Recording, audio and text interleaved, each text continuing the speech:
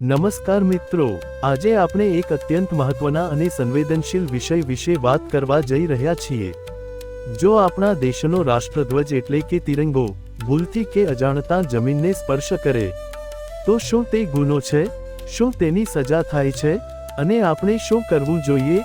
આ તમામ પ્રશ્નોના જવાબ આજના વિડીયોમાં મળશે। વિડીયો અંત સુધી જરૂરથી જુઓ। રાષ્ટ્રધ્વજનું મહત્વ। મિત્રો, ભારતનો રાષ્ટ્રધ્વજ માત્ર કપડું નથી, તે આપણા દેશની શાન, ગૌરવ અને બલિદાનનું પ્રતીક છે। કેસરી રંગ ત્યાગનું, સફેદ રંગ શાંતિ અને સત્યનું, અને લીલો રંગ સમૃદ્ધિ અને વિકાસનું પ્રતીક છે। અશોક ચક્ર ધર્મ અને ન્યાયનો સંદેશ આપે છે। રાષ્ટ્રધ્વજ જમીનને સ્પર્શ થાય તો શું થાય? મિત્રો, ભારત સરકાર દ્વારા બનાવવામાં આવેલા ફ્લેગ કોડ ઓફ ઇન્ડિયા અનુસાર રાષ્ટ્રધ્વજને જમીન, પાણી કે પગ સાથે સ્પર્શ થવો આદરની ભાવનાના વિરુદ્ધ માનવામાં આવે છે।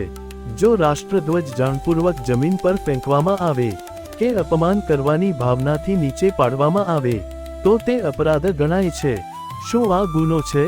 હા મિત્રો, જો રાષ્ટ્રધ્વજનું અપમાન જાણીને કરવામાં આવે તો તે રાષ્ટ્રગૌરવ અપમાન નિવારણ અધિનિયમ 1971 અનુસાર ગુનો છે।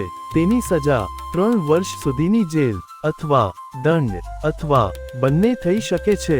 ભૂલથી જમીનને સ્પર્શ થાય તો? મિત્રો, જો રાષ્ટ્રધ્વજ અજાણતા, પવનથી અથવા અચાનક પડી જાય તો તરત જ તેને સન્માનપૂર્વક ઉઠાવી લેવો જોઈએ। આવી સ્થિતિમાં ગુનો ગણાતો નથી।